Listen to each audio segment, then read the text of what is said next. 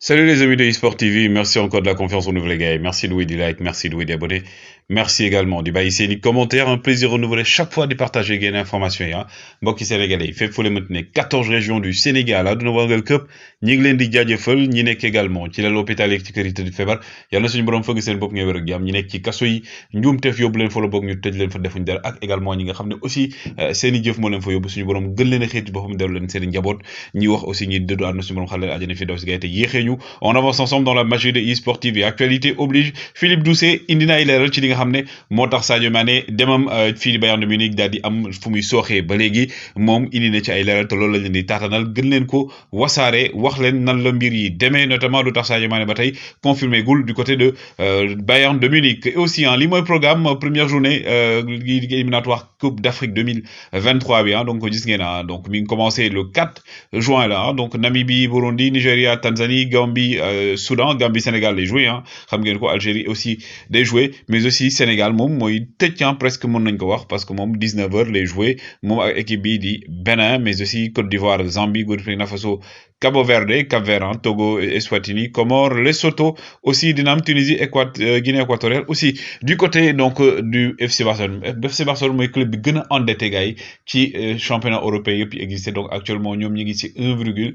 1,35 milliards 1,35 milliards lañ am ci bor 900 millions ki ci topp la muy Juventus de Turin donc FC Barcelone actuellement ñoom nekk ci ay problèmes financiers kii nag di Ronaldo il phénoménal le meilleur attaquant du monde nee na actuellement le meilleur joueur brésilien du monde Vinicius Junior la et pour man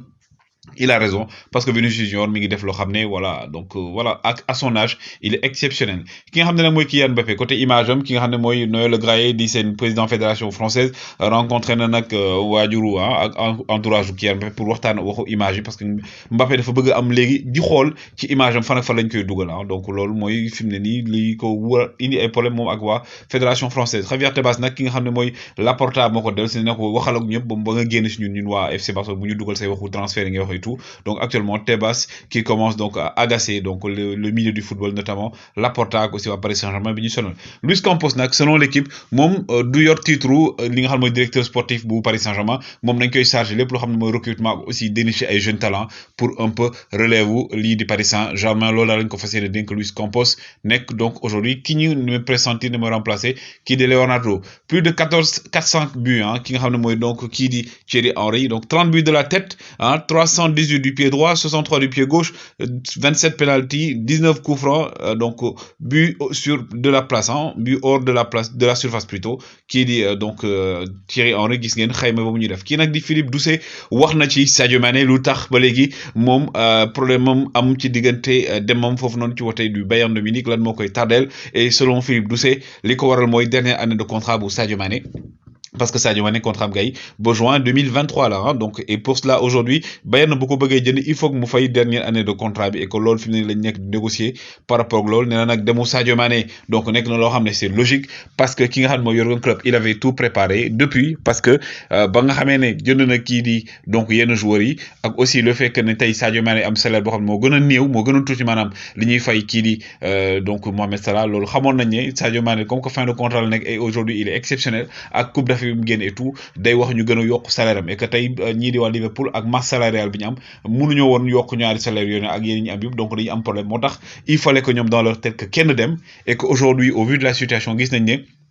Sadio Mané moo gën a jege si dem parce que Mohamed Salah moom nee na day toog ba saison bii di ñëw donc Mohamed Salah waxul na day prolonger li mu wax rek mooy que ne day toog ba saison bii di ñëw et pendant ce temps Jürgen Klopp nee na kii Philippe Doucet nee na Jürgen Klopp boobu mi ngi préparé aussi kan mooy remplacer kenn si ñoom ñaar si la jëndee benn joueur bu ci mel ne Diogo Jota donc Diogo Jota également le portugais dinañ ci ñëw tuuti mais donc aujourd'hui entre Sadio Mané ak Mohamed Salah depuis le début de la saison ñu ngi ko doon wax ñu ne il faut kenn dem wala Coutinho plutôt Firmino dem Firmino nag gis ngeen waxuñu ne day dem donc Salah ak Sadio Mané la ñu doon wax Salah nekkoon priorité Liverpool pour prolonger ko ba tey prolongé gul donc ils ont amené Diogo Jota nag bu ñu koy indee donc clairement c'était pour concurrencer donc ñaar ñi xool kan la ci mën a donc jël place am Diogo Jota benn moment gars yi na commencé ko méngaleeg Sadio Mané ñu ne moom voilà mooy ñëw pour détrôner Sadio Mané mais xam ngeen Sadio moom bandi la bojo yi moom mooy seen bàyyi comme on dit donc Sadio Mané def koy fu caay-caay dem Coupe d'Afrique Diogo Jota di dugal ñëw Sadio Mané ne ko demal toogi ba man maay patron bi si la ñëwee gis nga fi mi ngi koy teg loo xam si waaj boobu naan ko booy sa grand ñëw na donc Diogo Jota finalement mu dem ban Sadio Mané résister di jouer bataille mom ak ki nga xam moy donc Mohamed Salah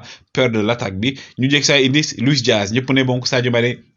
jeexal na parce que janvier indi nañ Luis Diaz clairement gars yi ne fi mu ne dañoo bëgg a yóbbu Sadio Mané ban ngir préparer également demam Sadio Mané ñëw résister ñu dugal ko ci beneen registre muy faux neuf mu nekk ci faux neuf yi di dugal macha allah et gis ngeen même final coupe kii Ligue des champions bi Luis Diaz gisul Mohamed Salah gisul Sadio Mané moom moo ci gis moom ak mooy Ibrahima Konaté donc l'enfant de Bambali qui a toujours continué à résister parce que moom c'est un excellent joueur mais c'est un joueur polyvalent loolu mooy joueur dëggantaan et aussi c'est un guerrier c'est un soldat c'est un véritable lion Sadio Mané moo tax fi mu ne nag Philippe Doucet nee na logique bi mooy Sadio Mané dina dem Bayern loolu daal mooy li nga xam ne actuellement ci la ñuy wax mais aussi Bayern fi mu ne loolu koy xaw a hésité loo par rapport ak dernière année de contrat bi ñuy fay est-ce que maintenant ñoom dinañ déggoo ak ñi nga xam ne mooy Liverpool et tout donc selon le journaliste français donc en tout cas c'est en bonne voie ce qui est sûr mooy que Sadio Mané est dans la logique de quitter donc Liverpool gars yi woy leen di like woy leen di abonné jox leen ci xalaat lan ngeen ci gis gars yi toujours un plaisir de vous servir jaa ngeen jëf